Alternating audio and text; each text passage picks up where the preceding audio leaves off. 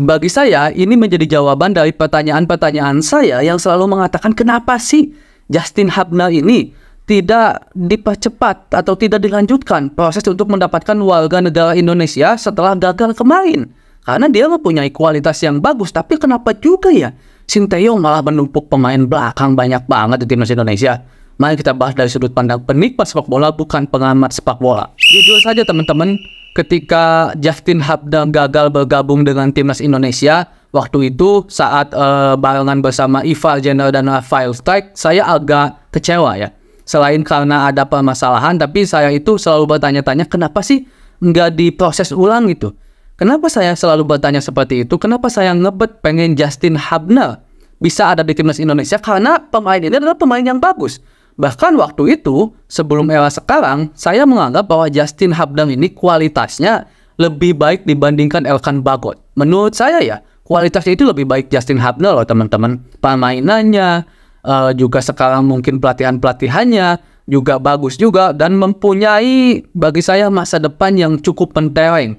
Dan masa depan yang mentereng ini akan berbanding lurus dengan kemajuan timnas Indonesia. Tapi ternyata Pak Erick Thohir, saya berikan rasa hormat dan kepada tim pelatih dan juga semua yang terkait, termasuk para netizen Indonesia yang selalu mungkin nge-tag Pak Erick, nge-tag di Instagramnya PSSI atau di timnas Indonesia untuk, atau juga di Instagramnya Justin untuk bisa terus mengingatkan kalau Justin Hubner ini harus segera diambil sumpahnya gitu teman-teman. Karena saya sangat setuju kalau Justin Hubner ini ada di timnas Indonesia. Dan ternyata mode senyap PSSI bersama staf pelatihnya dan pihak-pihak terkait mode senyap untuk mendekati Justin Hubner. Dan telah diumumkan kalau Justin Hubner bisa dibilang selangkah lagi akan mempunyai kewarganegaraan Indonesia. Dan juga teman-teman, kenapa sih Sinteyong ini banyak jadi pertanyaan? Dulu kan kita semangat ya, oh dapat pemain grade A baru, pemain naturalisasi baru, keturunan baru. Pemain belakang tuh, kebanyakannya pemain belakang. Dan sekarang pemain belakang lagi udah muncul tuh dari para netizen Indonesia yang ngomong kalau ngapain sih Sinteyong ngambil para pemain belakang terus, udah banyak nih kita, udah kokoh nih kita. Nah kalau saya teman-teman mungkin melihatnya karena Sinteyong ini serius. Dilihat dari beberapa wawancara dia dengan media-media, kalau dia itu serius untuk bisa membangun timnas Indonesia, persepak bolaan Indonesia, khususnya timnas Indonesia. Dia serius, dia cinta. Dan mungkin bagi saya, melihat ini adalah untuk membangun sebuah tim itu kita harus akui, tidak simpel. Prosesnya panjang banget. Bahkan proses mengambil pemain keturunan pun nggak cukup di situ menurut saya. Kalau kita ngambil keturunan terus, tapi tidak terus memperkuat, mengokohkan bagaimana pondasi sepak bola kita di dalam negeri, itu mustahil kita bisa memiliki prestasi yang luar biasa untuk timnas. Karena kita harus akui, indikator untuk menjadikan timnas Indonesia itu bagus, sepak bola kita itu maju, banyak banget indikatornya. Tim, klub yang profesional, itu dari mulai gajinya, bagaimana pendidikan youngnya, pendidikan anak mudanya, entah itu dari SSB ke Pro Elite ke, bagaimana supporternya, bagaimana pelatih yang ada di timnas Indonesia juga mempunyai visi untuk bisa menyuntikkan satu visi yang sama dengan apa yang diinginkan oleh pelatih kepala timnas, yaitu Coach Sinteyong di sini. Banyak hal teman-teman, dan salah satunya memang adalah proses keturunan seperti ini. Dan juga proses itu yang saya lihat ada di Sinteyong, bahwa proses untuk menjadikan timnas Indonesia bagus itu nggak simpel. Salah satu bentuk nggak simpelnya, selain banyak juga netizen-netizen yang bilang kalau kenapa nggak ngambil striker, kita butuh striker, kita butuh pemain tengah. Yang pertama, mungkin Sinteyong ingin memperkuat lini bertahan dulu nih. Karena lini pertahanan adalah salah satu lini yang memang penting di dalam tim sepak bola. Karena kita tahu juga gitu kalau lawan-lawan yang akan kita hadapi ini adalah lawan-lawan yang bagus di kualifikasi Piala Asia, kualifikasi Piala Dunia. Itu sebabnya Sinteyong membutuhkan pertahanan yang kuat. Apalagi ini darah muda loh, yang bisa panjang di timnasnya nih, bisa panjang teman-teman. Datangnya Justin Hubner menambah lagi. Mungkin juga nanti Jai Ijes juga yang akan datang ke timnas Indonesia, dan ini akan memperkuat timnas Indonesia juga teman-teman.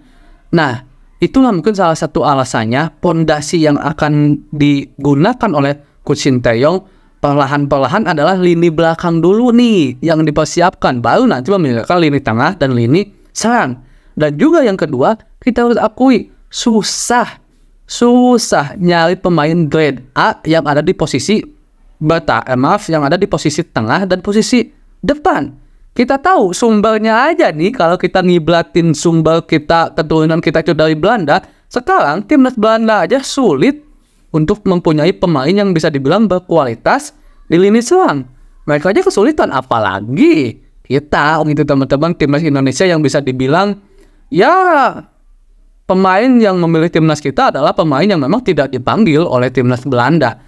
Nah itu, jadi mungkin agak susah juga Sinteyong nyari pemain yang memang mempunyai kualitas grade A untuk posisi tengah dan posisi penyerang. Kita harus akui itu gitu teman-teman, karena kita tahu kalau Sinteyong itu nggak main-main soal pemain naturalisasi atau pemain keturunan. Kalau dulu-dulu kan kita tahu yang penting punya darah Indonesia, bermain kayak gimana pun udah ambil, udah sumpah jadi warga negara Indonesia. Sekarang enggak, Sinteyong itu kan lebih ke oh ini bagus nih, ini cocok nih dengan permainan yang saya inginkan di timnas Indonesia. Oh ini mungkin attitude-nya apa dan segala macamnya, karir profesionalnya bagus nih, baru bisa bermain. Kalau ngomong cuman keturunan, banyak, saya yakin banyak pemain kita, pemain bola yang mempunyai keturunan Indonesia. Tetapi apakah itu sesuai dengan yang diinginkan oleh Sinteyong? Enggak. Kita tahu juga kan waktu itu siapa ya, saya lupa lagi, menjodohkan beberapa banyak pemain dan Sinteyong lebih memilih Kevin Dix. Bahkan Nathan Chow pun sebelumnya diisukan bahwa Sinteyong kurang suka, bersama Jay Ijes juga ya, kurang suka. Tapi akhirnya dikonfirmasi oleh Pak Erick Thohir memang secara tidak langsung ngomongnya, tapi beliau mengatakan bahwa koordinasi itu kan untuk mencari pemain naturalisasi, untuk mencari pemain keturunan itu dilakukan oleh tim pelatih, oleh Kemenpora, oleh PSSI juga. Jadi kalau saya boleh menyimpulkan dari apa yang diucapkan oleh Pak Ketum Erick Thohir itu, mungkin ya bisa dibilang Sinteyong, Jay Ijes sama Nathan Chow juga ya disetujui. Itu sebabnya mau diambil sumpahnya gitu untuk bisa memperkuat timnas Indonesia. Tapi by the way teman-teman, ini adalah jadi satu gebrakan yang bagus juga ya.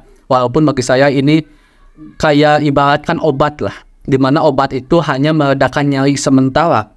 Agar kita bisa sehat, sisanya ya kita harus bisa menjaga pola makan, pola tidur, hidup yang sehat. Pesepak bola Indonesia pun seperti itu.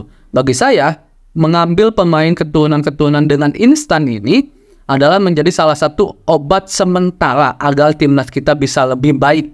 Kalau timnas kita pengen baiknya itu lama, nggak 1, 2, 3, 4 tahun, tapi jenjangnya banyak, maka segala hal yang menunjang dunia sepak bola Indonesia harus diperbaiki. Pendidikan usia muda, federasi yang harus lebih baik, klub-klubnya juga, timnasnya juga, dan kita selaku penikmat, penonton, supporter juga harus baik agar kita menjadi salah satu indikator yang memberikan aura positif kepada timnas Indonesia.